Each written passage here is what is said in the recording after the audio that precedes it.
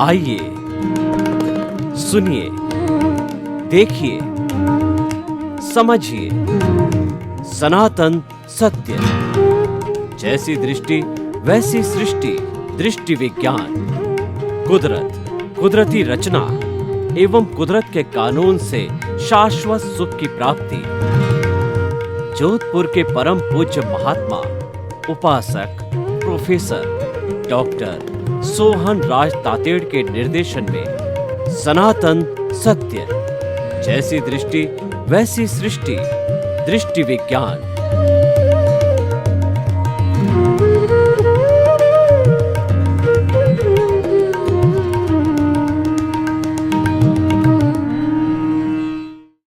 भाई और बहनों, मातृशक्ति को नमन। आज का हमारा बहुत सुंदर विषय वह है व्यवहार से निश्चय की यात्रा। जब हम यात्रा करने को निकलते हैं तो एक स्थान से दूसरे स्थान के लिए कोई साधन लेकर के यात्रा करते हैं। वह साधन हमारा ट्रेन हो सकता है, फ्लाइट हो सकती है, बस हो सकती है, स्वयं की गाड़ी हो सकती है, किराए की टैक्सी हो सकती है, बहुत से साधन हो सकते हैं। तो साधन से ही यात्रा होती है। तो निश्चय की यात्रा करने के लिए जो है हमको व्यवहार रूपी साधन की आवश्यकता होती है, क्योंकि मनुष्य जीवन का जो अल्टीमेट गोल है, जो अल्टीमेट लक्ष्य है, वो निश्चय को प्राप्त करना, अपने आप को प्राप्त करना, अपनी आत्मा को प्राप्त करना। हम नया कुछ नहीं कर रहे हैं। हमारा जो अपना स्वयं का है, जो शुद्ध आत्मा भगवान है, जो भीतर विराजमान है, उसको पाने के लिए उसके ऊपर जो धूल जम गई है, जैसे कि शीशे पर धूल जम जाती है, तो उस धूल को साफ करने पर हमारी इमेज है वो क्लियर नज़र आती है। तो ठीक उसी तरीके से जो है वो आत्मा के साथ जो है हमारी कॉजल बॉडी, लिंग शरीर अज्ञानता है, उससे वह अशुद्ध हो गई है। तो उसको अशुद्धि को दूर करना, यानी अज्ञानता को दूर करने पर ही हम अपने स्वरूप को वो प्राप्त कर सकते हैं, जिसको कि हम सेल्फ रियलाइजेशन कहते हैं। पुरुषार्थ के रूप में बात करें तो वो 360 डिग्री का पुरुषार्थ है। वह जो है केवल दर्शन कहलाता है, और उसका नेक्स्ट बर्थ में उसका जो परिणाम होता है वो केवल ज्ञान का परिणाम होता है। उसको हम प्राप्त कर सकते हैं, और केवल ज्ञान के बाद आयुष्य की संपन्नता पर हम सिद्ध, बुद्ध और मुक्त बन सकते हैं। हम शाश्वत सुख को प्राप्त करके सिद्धशिला मोक्ष में जाकर के विराजमान हो जाते हैं, ईश्वर बन जाते हैं। वैसे देखिए, ईश्वर तो इस ग्रॉस बॉडी, ये हमारे औदारिक शरीर में भी ईश्वर बन सकता है। वह कब बनता है कि आत्मा की उज्ज्वलता जब वो क्षपक श्रेणी लेता है, उपसम श्रेणी को छोड़ के 8वें गुणस्थान में क्षपक श्रेणी लेता है, तो क्षायिक सम्यक आ जाता है। क्षपक श्रेणी लेते ही वो 11वां गुणस्थान जो है उपसम मोह का गुणस्थान है, उसको छोड़ करके 12वां स्थान के अंदर गुणस्थान में वीतराग बन के 13वें के अंदर वो ज्ञानावर्णीय, दर्शनावर्णीय और मोहनीय को खपा करके, मोहनीय तो पहले ही खप जाता है, ज्ञानावर्णीय दर्शनावर्णीय जब खप जाता है तब वो केवल ज्ञानी बन जाता है। केवल एक अंतराय कर्म बाकी रहता है, और जब आयुष्य संपन्न हो जाता है तो वह अंतराय भी समाप्त हो जाता है। और 14वें गुणस्थान में अ, उ, री, ली और रंग, यहाँ 5 अक्षर बोले, जितने के अंदर जो है पहले जो है वो मन को छोड़ा जाता है, वचन को छोड़ा जाता है, फिर काया को छोड़ा जाता है, आत्मा जो है सिद्ध, बुद्ध और मुक्त बन जाती है। तो भाई और बहनों, हम आपको ये बताना चाहते हैं, उस निश्चय को पाने के लिए व्यवहार को जो है हमें साधन बनाना चाहता है। व्यवहार में द्वंद्व है, व्यवहार में द्वैत है, निश्चय के अंदर कोई द्वंद्व नहीं, कोई वह अद्वैत है, वो तो अकेला है। और वो भी अकेला कैसा है कि वो अशरीरी है, वो उससे कोई बात वगैरह नहीं की जाती, उसको तो अनुभव किया जाता है। इसीलिए कहा जाता है कि आत्मा अनुभव गम्य है। और वो अनुभव जो 100% तक चला जाता है, हम जब ज्ञान लेते हैं तो हमको प्रतीति, जागृति और अनुभव कराया जाता है।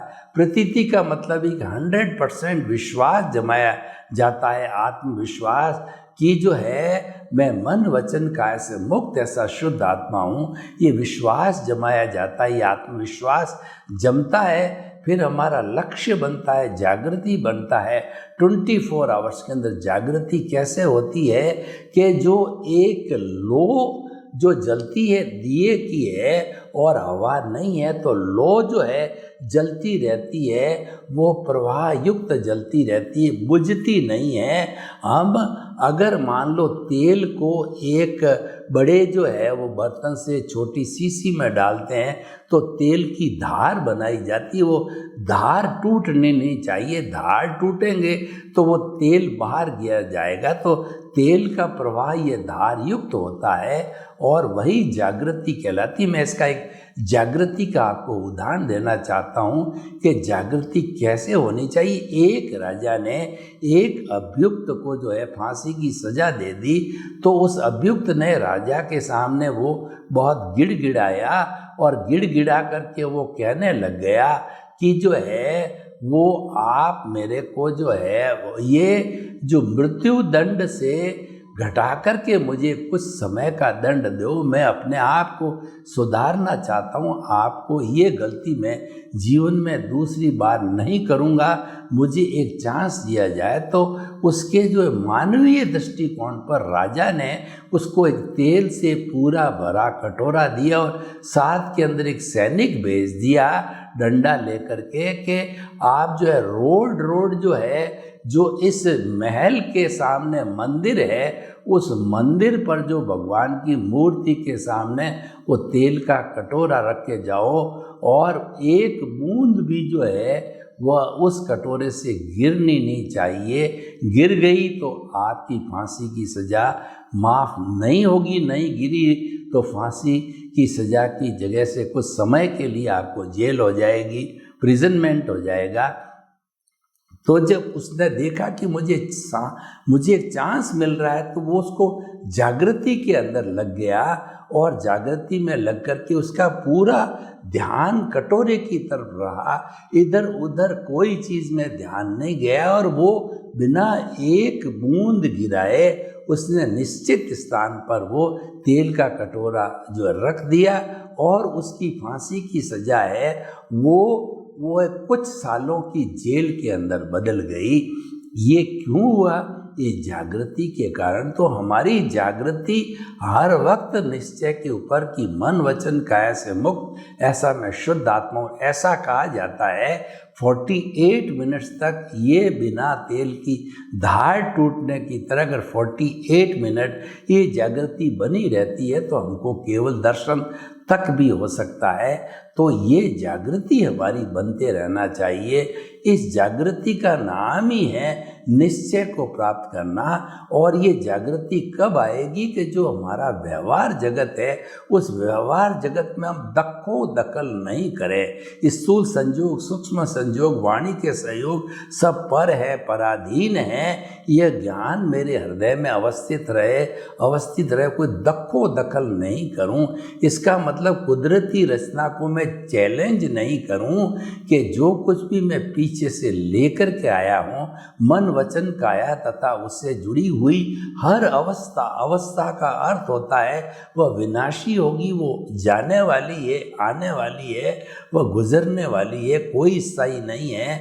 हर अवस्था मात्र कुदरती रचना है और वह व्यवस्थित नियत है, प्रीडेस्टिन्ड है, वो हम पीछे से फिक्स करके लाए हैं। एक अतिरिक्त सांस लेने की भी हमारे को कोई स्वतंत्रता नहीं है।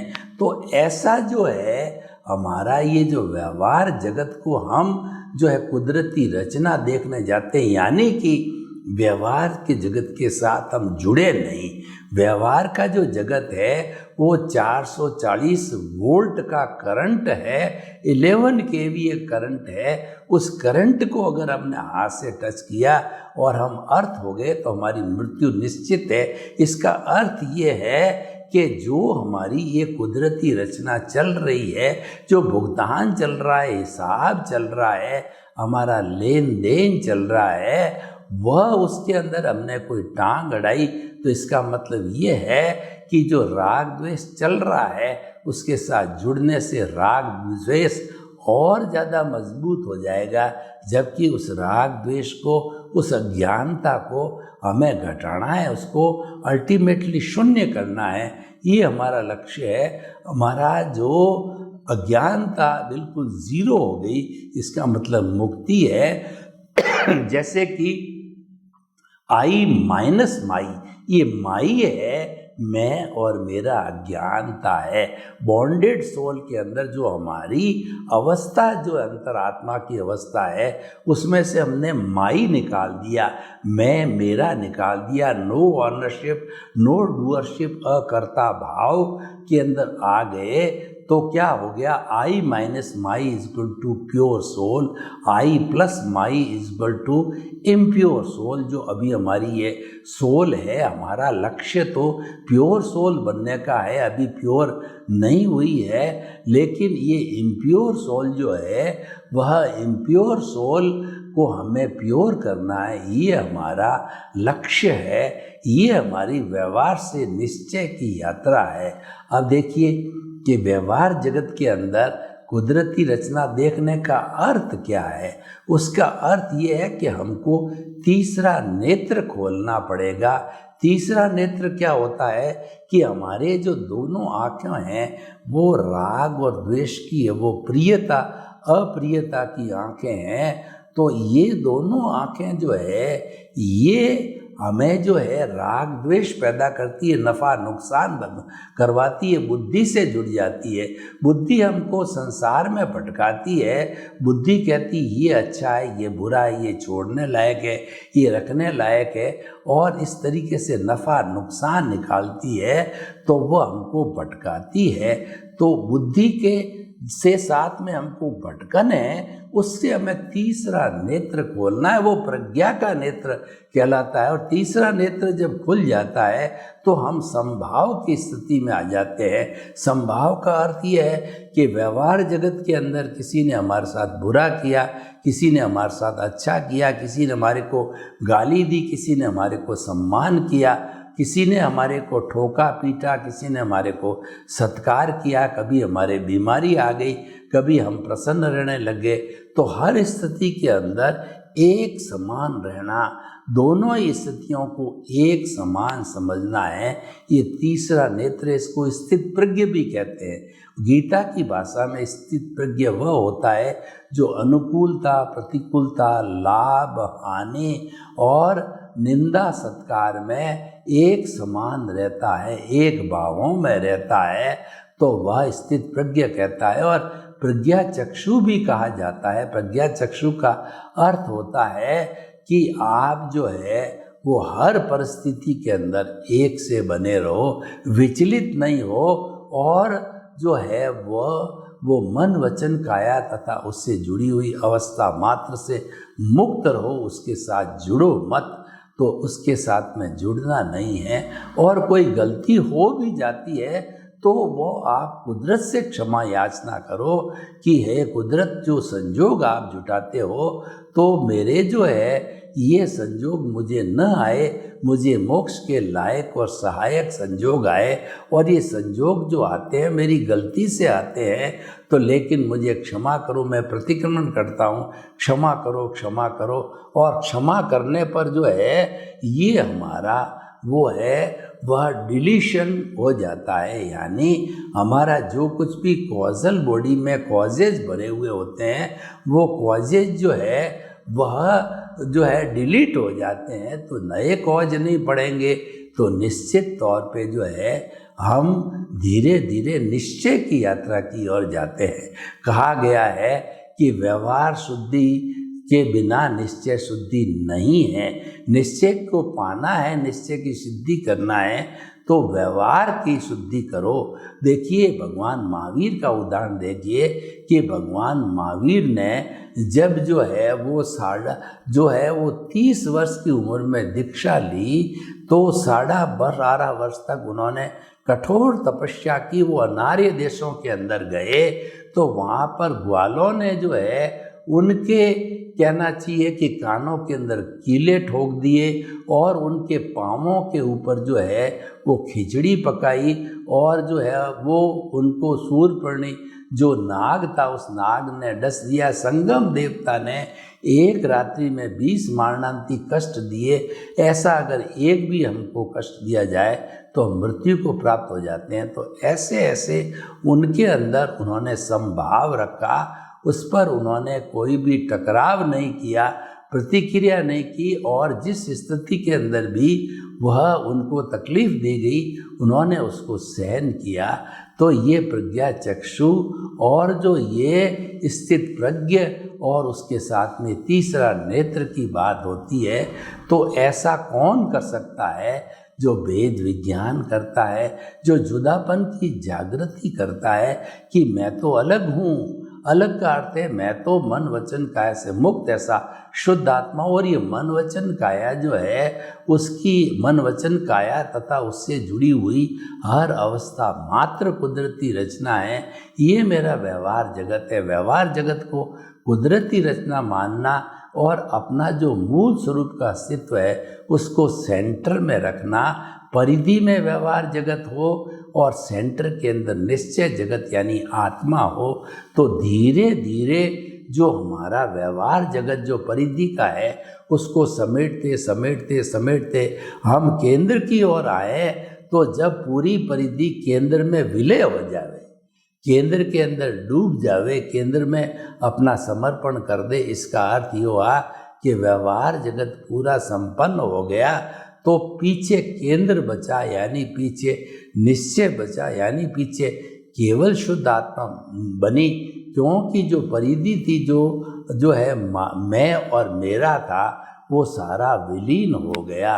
तो भाइयों और बहनों बहुत सुंदर विषय है और हम ये कहना चाहते हैं कि जो है ये जो हमारा व्यवहार जगत है ये भुगतान का जगत है, ये परिणाम का जगत है, ये हिसाब का जगत है, ये लेन देन का जगत है। ये हमको जन्म से मृत्यु तक जो है इससे जूझना पड़ता है। कई लोग हमको दुख देने वाले आएंगे, कई हमको सुख देने वाले आएंगे, लेकिन सबको कुदरती रचना मानना यानी उसको जो है वह निर्दोष मानना कि ये जो मेरे साथ व्यवहार कर रहा है इसका कोई दोष नहीं है। क्योंकि दुनिया के अंदर कोई भी व्यक्ति जो है कर्ता बन नहीं सकता, कोई व्यक्ति दोषी होता नहीं है। पूरी सृष्टि जो है वह निर्दोष है और वह वीतराग है। दोष होता है वो हमारी अज्ञानता का है। अज्ञानता के कारण जो है हमारा ये व्यवहार जगत खड़ा है और हम उस अज्ञानता को मिटा करके धीरे धीरे सम्यक ज्ञान सम्यक दर्शन को प्राप्त करेंगे। ज्ञान से विज्ञान की ओर जाएंगे तो अज्ञान धीरे धीरे गुलता गुलता जीरो हो जाएगा। यानी व्यवहार जगत से हम निश्चित जगत की यात्रा बड़े आराम से कर लेते हैं। तो हमारा व्यवहार जगत है वो मैकेनिकल मोड है, वो अवस्था मात्र है, वो टेम्परेरी है और वह जाने वाला है क्योंकि वह जड़ है। और हमारा निश्चय जगत है वो परमानेंट है, वो घर का मकान है, वो सच्चिदानंद है। सच्चिदानंद का अर्थ हो गया सत का मतलब अविनाशी है, चित्त का मतलब वो ज्ञान दर्शन वाला आता है और आनंद उसका लक्षण है। तो ऐसा अजर अमर अविनाशी संपूर्ण आनंद वाला जो हमारा तत्व मैं हूँ वो मेरा निश्चय स्वरूप है। तो ये प्राप्ति हमको जो है ऑटोमेटिकली धीरे धीरे होने लग जाती है जब हम हमारे भुगतान को जो है वो कुदरती रचना मानने लगते हैं। क्योंकि हम दखो दखल नहीं करते। जो प्रकृति का कार्य है, जो संजोग जुटाती है, कुदरत है, उसके अंदर हम कोई भी इंटरफियर नहीं करते, उसको समर्पित हो जाते हैं, हम भक्ति मार्गी बन जाते हैं। तो प्रकृति को समर्पण, कुदरत को समर्पण सच्चा समर्पण होता है, और उसके बाद के अंदर कुदरत का सम्मान है, सच्चा सम्मान होता है। तो जब हम इस स्थिति के अंदर पहुंच जाते हैं तो हमारा व्यवहार है वो धीरे धीरे शुद्ध हो जाता है, और शुद्ध होकर के वह अपने पुरुषार्थ के जरिए, यानी हमारा जो रियल पुरुषार्थ है, जो मुक्ति का पुरुषार्थ है, कहा गया है कि आत्मज्ञान ही सच्चा ज्ञान है, शेष ज्ञान है। यानी आत्मा को केंद्र में रख करके हम धीरे धीरे उस आत्मज्ञान को आगे से आगे मैच्योरिटी तक ले जावें, ज्ञान दर्शन को मैच्योरिटी तक ले जावें। और मैच्योरिटी तक कहाँ तक ले जावें? 360 डिग्री पर। तो 360 डिग्री का पूरा सर्किल बन जाता है। इसका मतलब है कि परिधि समाप्त हो गई और हम केवल जो है शुद्ध स्वरूप आत्म स्वरूप के अंदर रहे।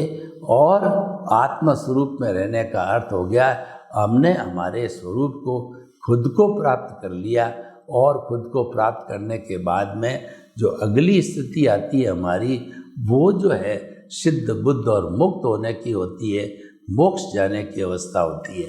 तो भाई और बहनों, जो आज का हमारा एपिसोड है कि व्यवहार जगत से निश्चय जगत की यात्रा है, ये हम ओपन टू दी ऑडियंस करें, यानी ऑडियंस के सामने इसको रखें। उनके क्या क्या जो है वो सुझाव है, उनकी क्या क्या उनकी जिज्ञासा है उसके बारे में, तो हम ये रखते हैं तो हमको पता चलता है कि व्यवहार जगत जो है उसको हम छोड़ नहीं सकते, और व्यवहार जगत को सुधारने की बात भी हम नहीं करते हैं, क्योंकि ये तो मैकेनिकल मोड है, इसमें सुधार की कोई गुंजाइश ही नहीं है। हमको स्वतंत्रता है ही नहीं एक सांस लेने की, तो आप क्या करोगे? ऑटो मोड से अपने आप चलता है, और सुधार की कोई जो है गुंजाइश नहीं है। सुधार की गुंजाइश तो पिछले जन्म में थी, जब क्वेश्चन पेपर और उसकी आंसर शीट आपके हाथ में थी। मैं आपको उदाहरण देना चाहता हूँ, जब हम 3 घंटे का एक पेपर हल करते हैं, यानी पूरी जिंदगी मान लीजिए 80-90 साल की है, वो पेपर के रूपक मैं कहना चाहूँगा कि देखा कि 3 घंटे के अंदर पेपर को जो है एग्जामिनर को देना है 2.5 घंटे हुए हैं। मैंने पूरे के पूरे 10 क्वेश्चन 100% कर दिया, लेकिन आधा घंटा है तो स्टार्ट से एंड तक पढ़ा, तो कई चीज़ें जो है डिलीशन करी, एडिशन किया, रेक्टिफिकेशन किया, और जो परसेंटेज हमारी पहले आनी चाहिए थी उससे 10-20% इम्प्रूव हो गई। तो ये जब घंटी बजी, हमने उस आंसर शीट को जो है एग्जामिनर रूपी कुदरत को दे दिया, तो उसी दिन से हम कुदरत के कंट्रोल के अंदर आ गए। तो हमारा जब भी जन्म होता है, हम बड़े होते हैं, मृत्यु होती है, वो सब कुदरत के अधीन होती है, और कुदरत के जो है के संचालन से ही होता है। तो हमारा जो मकसद होता है उसको कुदरती रचना मानना। जितने भी 84 लाख जीवा योनि के जो बर्थ प्लेसेज, उसके असंख्य अनंत आत्माएं हैं, उन सब आत्माओं को जन्म देने वाला, पालन पोषण करने वाला, उनकी मन वचन काया की बैटरियों के अनुरूप जीवन जीने वाला ये कुदरती है। तो कुदरत को समर्पण अगर हो गए हम, तो मान लीजिए कि हमारा काम हो गया, और कुदरत को समर्पित होते ही कुदरत हमको इतना लाभ देती है कि हमको जो है वो केवल दर्शन रूपी जो है पारितोषिक भी दे देती है। तो भाइयों और बहनों, हम ये कहना चाहते हैं, क्या आप मुझे बता सकते हो कि इस दुनिया में कुदरत के ऊपर बढ़ के कोई है? कोई नहीं है। कुदरत कुदरती रचना, कुदरत का कानून हमारा आधार है, उसको हम सनातन सत्य कहते हैं। और सनातन सत्य कार्यक्रम हमने इसीलिए स्टार्ट किया कि आपको जो कोई भी जो है वो टेम्परेरी सुख आप ढूंढ रहे हो, भोजन में सुख है, पैसे में सुख है, पत्नी में सुख है, घर में सुख है, धन दौलत में सुख है, ये आपकी मिथ्या धारणा है। जब ये मिथ्या धारणा धीरे धीरे विलीन होती है, यानी नो ऑनरशिप नो डूअरशिप, कर्ता भाव हटने से जब ये क्लीन होती है, तो क्लीन होते होते आपके ज्ञान दर्शन का डेवलपमेंट बहुत ज़्यादा बढ़ जाता है। और ज्ञान दर्शन का डेवलपमेंट बढ़ते बढ़ते 360 डिग्री पर वो डेवलपमेंट जब जाता है तो केवल दर्शन हो जाता है, फिर नेक्स्ट बर्थ में केवल ज्ञान रहता है। तो भाई और बहनों, हम आपको कहना चाहते हैं कि ये जो आज का एपिसोड है कि व्यवहार जगत से निश्चय जगत की यात्रा है, ये पूरी यात्रा है। ये यात्रा हमको जो है पूर्ण अपना लक्ष्य बना करके, और लक्ष्य के साथ में जागृति होनी चाहिए, प्रीति होनी चाहिए, उसके साथ रख करके हम व्यवहार जगत को जो है वो उपभोग करें, तो निश्चित तौर पे हमको निश्चय जगत की प्राप्ति हो सकती है। सर्वे भवन्तु सुखिनः, सर्वे सन्तु निरामया, लोक के सब जीवों को सुख मिले, शांति मिले, आनंद मिले, प्रेम मिले, सौहार्द मिले, और सभी जो है भाई भाई की तरह जो है वो एक दूसरे व्यवहार करके सुख की प्राप्ति करे। आपके प्रति मंगल।